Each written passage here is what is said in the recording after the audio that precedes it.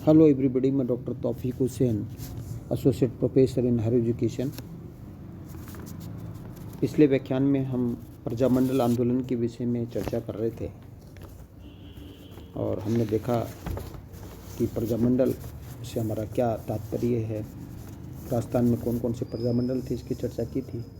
आज हम विभिन्न प्रजामंडलों का विस्तार से अध्ययन करेंगे कि विभिन्न प्रजामंडलों में किस प्रकार राजनीतिक गतिविधियां हैं वो संचालित हुई और किसके नेतृत्व में हुई। तो देखिएगा, जैसे कि हमने चर्चा की थी कि राजस्थान में या विभिन्न देशी रियासतों में प्रजामंडलों की स्थापना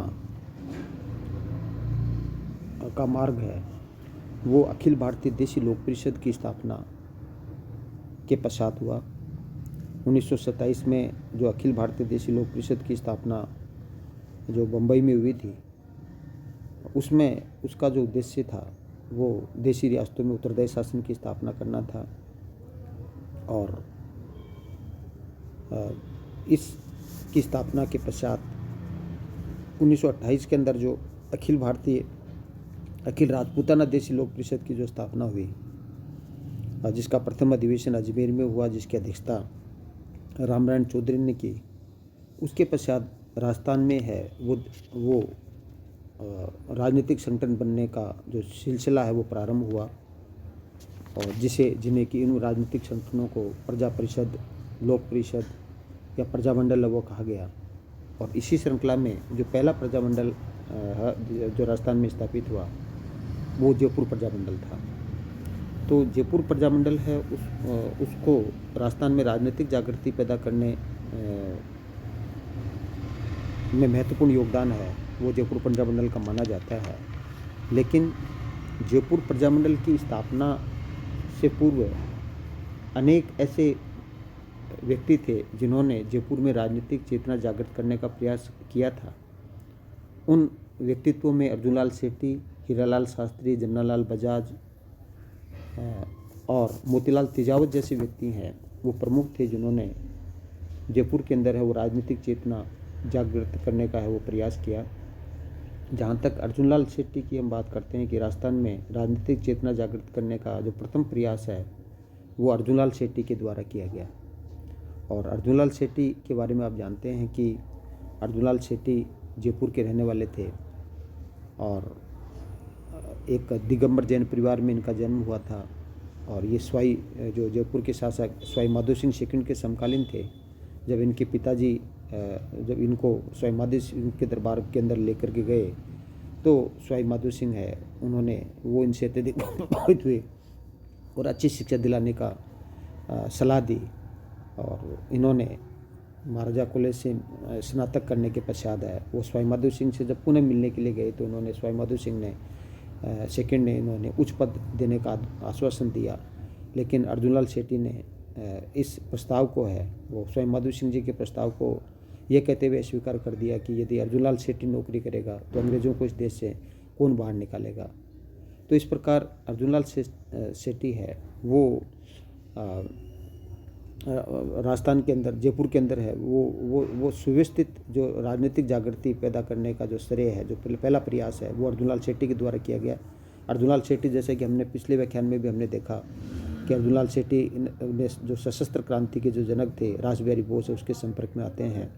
और किस प्रकार अर्जुनलाल शेट्टी है वो 1905 में जैन विद्या प्रचारणी सभा है उसका गठन करते हैं जयपुर के अंदर है। और जयपुर में वर्धमान पाठशाला है, वर्धमान पुस्तकालय, वर्धमान छात्रावास स्थापित करते हैं। और उसके माध्यम से है वो किस प्रकार है वो जो क्रांतिकारियों को प्रशिक्षण दिया जाता था और क्रांतिकारियों को प्रशिक्षण के द्वारा है वो किस प्रकार है वो एक प्रकार से है और जयपुर के अंदर है वो राजनीतिक जागृति पैदा करने का कार्य किया।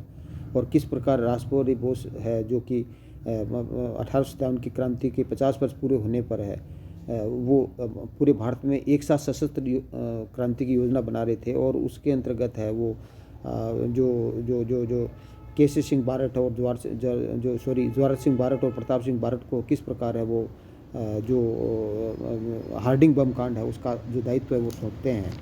तो उसमें एक प्रकार से अर्जुनलाल शेट्टी है उसकी जो क्रांतिकारी संगठन है उसका महत्वपूर्ण योगदान माना जाता है। वर्धमान विद्यालय का महत्वपूर्ण योगदान माना जाता है कि उन्हीं वहीं से प्रशिक्षण लेकर के जोरावर सिंह बारट और जो आपका प्रताप सिंह बारट है वो चांदनी चौक के अंदर है वो जो हार्डिंग बम कांड है उसको एक अंजाम है वो देते हैं।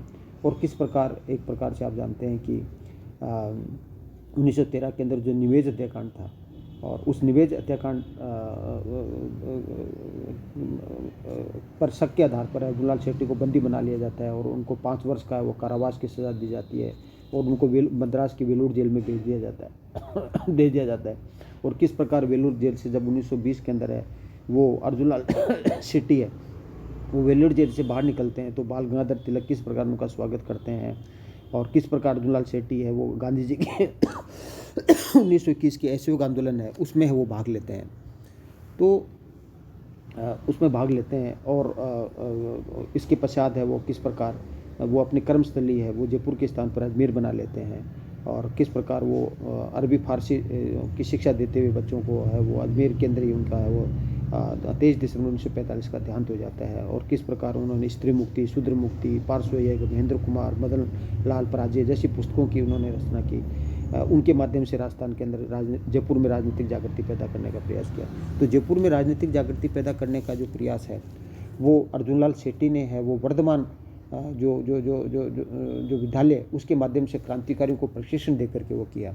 उसके पश्चात जयपुर में जयपुर में राजनीतिक चेतना जागृत करने का जो प्रयास है वो हीरालाल शास्त्री जी ने भी किया और हीरालाल शास्त्री ने जयपुर के अंदर हितकारिणी सभा का गठन किया और जिसकी अध्यक्षता बालचंद्र शास्त्री और जो सचिव है वो केसरलाल कटारिया थे।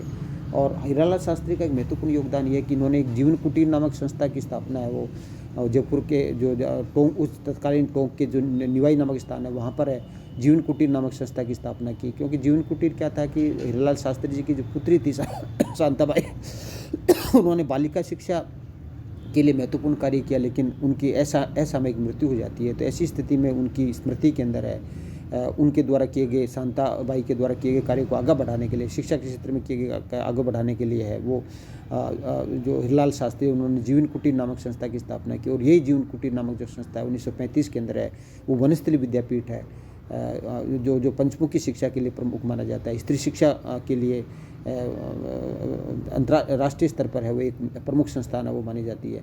तो इस तरह से जो जयपुर के अंदर राजनीतिक चेतना जागृत करने का कार्य अर्जुनलाल शेट्टी ने किया और इसके बाद पश्चात हीरालाल शास्त्री है उन्होंने शिक्षा के माध्यम से शिक्षा को बढ़ावा दे करके राजनीतिक चेतना जागृत करने का प्रयास किया। और इसी प्रकार जो जमनालाल बजाज है जो सीकर के काशीकाबाद के रहने वाले थे जो कांग्रेस के कोषाध्यक्ष भी थे तो उन्होंने क्या है कि गांधी जी के जितने भी राष्ट्रीय आंदोलन हुए उनमें गांधी जी को आर्थिक सुख देने का कार्य है वो जमनालाल बजाज ने किया। जमनालाल बजाज है वो एक प्रकार से हम कहें कि गांधी जी के 5वें पुत्र थे और ये अपने आप को है वो गुलाम नंबर 4 है वो कहते थे। तो ये जो अखिल भारतीय स्तर पर है वो गांधी जी के द्वारा जो अभिन्न आंदोलन हो रहे थे उनको संचालित करने के लिए आर्थिक सुख देने का जो कार्य है वो जमनालाल बजाज है वो किया। और गांधी जी के बड़े भक्त थे और गांधी जी ने जो 1920 में असहयोग आंदोलन चलाया क्योंकि प्रथम विश्व युद्ध के बाद में किस प्रकार है वो अंग्रेज़ों ने है वो जलियांवाला बाग हत्याकांड रोलर ट्रक जैसी गतिविधियां की तो गांधी जी ने नॉन कोऑपरेशन मूवमेंट चलाया 1920 के अंदर है। तो उन्होंने गांधी जी की सलाह पर है वो अपनी जो अंग्रेज़ों ने जो जमनालाल बजाज को राय बहादुर की उपाधि दी थी वो वापस लौटा देते हैं और एक तरह से एक रचनात्मक कार्यों के द्वारा है वो गांधी जी के आंदोलन को आगे बढ़ाते हैं। क्योंकि गांधी जी वो स्वदेशी और खादी को बढ़ावा और चरखा को महत्व देते थे। तो जमनालाल बजाज ने वो जयपुर के जो अमृतसर है उसमें 1927 के अंदर वो चरखा संघ है उसकी स्थापना करते हैं और इसके अंदर वो बलवंत जो सांवला राम देश पांडे है उसका भी वो सहयोग लेते हैं। और इस प्रकार है वो गांधी जी के जो आंदोलन थे उनमें जो रचनात्मक सहयोग देने के लिए है वो चरखा संघ है 1927 के अंदर चरखा संघ की स्थापना के द्वारा है वो खादी को बढ़ावा देने का वो कार्य करते हैं। इसी प्रकार इस समय है विभिन्न छात्राओं के संगठन भी बने जिसमें छात्र मंडल है प्रयास परिषद है वो प्रमुख थे। तो इन परिषदों के माध्यम से भी राजस्थान के अंदर जयपुर के अंदर वो राजनीतिक जागृति है वो एक प्रकार से वो पैदा होती है। इसके अलावा जयपुर प्रजामंडल की स्थापना से पूर्व है वो 1922 के अंदर क्या है कि एक जयपुर के अंदर हिंदी राजभाषा है वो के समर्थन के अंदर जो आंदोलन होता है, क्योंकि अंग्रेज़ों के आने के पश्चात, अंग्रेज़ों के आने से पहले राजस्थान के अंदर है वो राजभाषा है वो फारसी थी, लेकिन बाद में अंग्रेज़ी हो जाती है। तो ऐसी स्थिति में जो फारसी और जो अंग्रेजी फारसी पढ़े हुए जो युवा थे, हिंदी पढ़े हुए जो युवा थे, उनको नौकरी मिलना बड़ा मुश्किल हो गया था। तो ऐसी स्थिति में 1922 के अंदर है वो हिंदी भाषा को राजभाषा बनाने के लिए है वो एक आंदोलन प्रारंभ किया गया 1922 के अंदर है, जिसमें ठाकुर कल्याण सिंह जी है और श्यामलाल वर्मा है, इन्होंने महत्वपूर्ण योगदान दिया।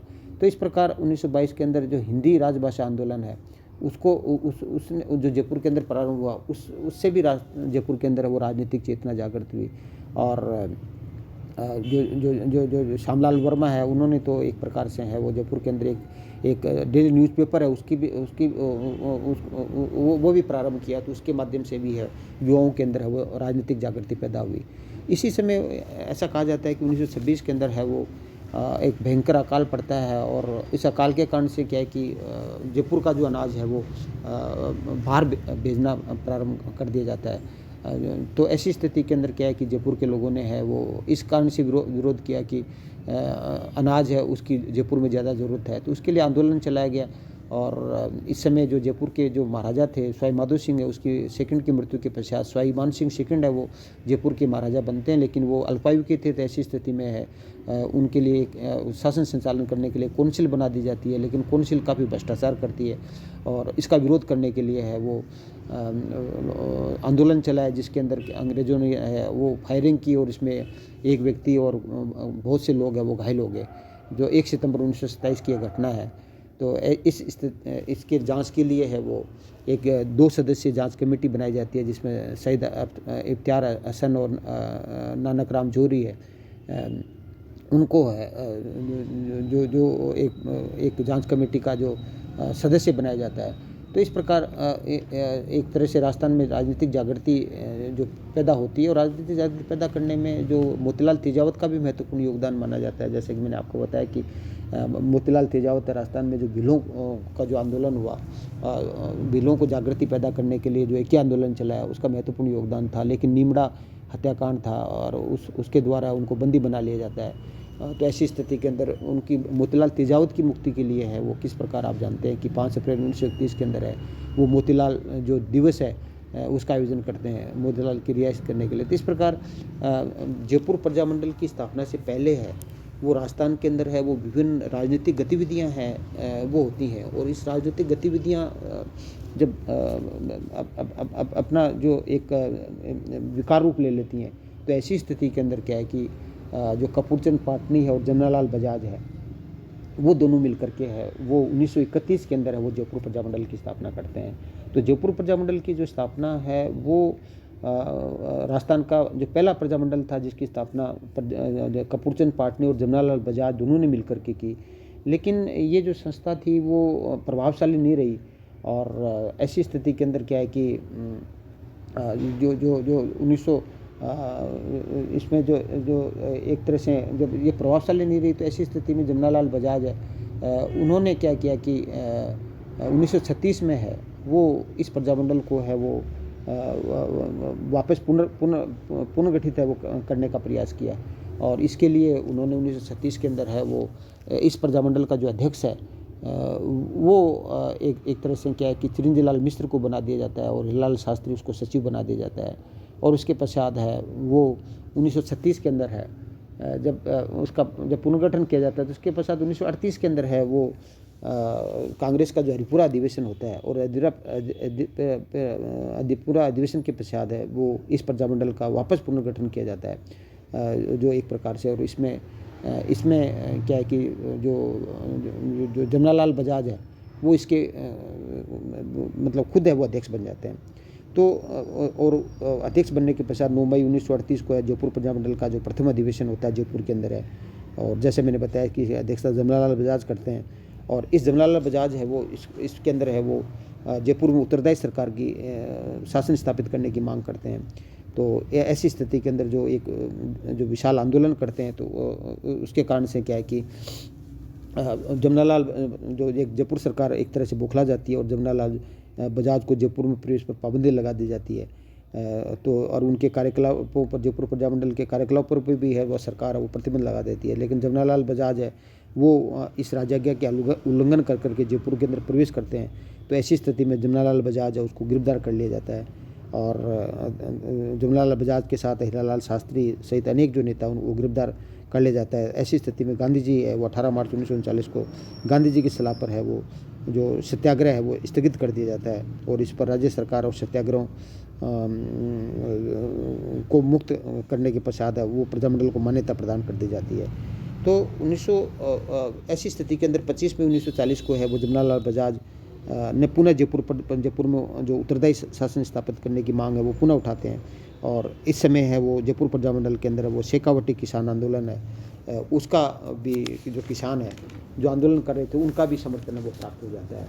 तो इस प्रकार कहते हैं कि 1940 के अंदर है वो जयपुर प्रजामंडल के जो अध्यक्ष हैं वो हीरालाल शास्त्री है वो बन जाते हैं और हीरालाल शास्त्री और जो जो जो जयपुर सरकार के मध्य 2 अप्रैल 1940 को है वो एक समझौता होता है। तो इस प्रकार हम कहते हैं कि जयपुर प्रजामंडल वो गति पकड़ता है। उसके बाद में किस प्रकार जेंटलमैन समझौता मिर्जा इस्माइल और हीरालाल शास्त्री के बीच में होता है, आज़ाद मोर्चा होता है, तो इसके बारे में हम अगले व्याख्यान में चर्चा करेंगे कि जयपुर प्रजामंडल की जो गतिविधियाँ वो जमनालाल बजाज के पश्चात है। जब हीरालाल शास्त्री 1940 के अंदर नेतृत्व प्रजामंडल का नेतृत्व अपने हाथ में लेते हैं तो उसके बाद में जयपुर प्रजामंडल की गतिविधियाँ किस प्रकार संचालित होती हैं, किस प्रकार जेंटलमैन समझौता, आज़ाद जो मोर्चा है उसकी स्थापना होती है, किस प्रकार जयपुर प्रजामंडल की गतिविधियाँ संचालित होती है, इसका अध्ययन हम अगले व्याख्यान में करेंगे। Thank you. जय हिंद, जय भारत।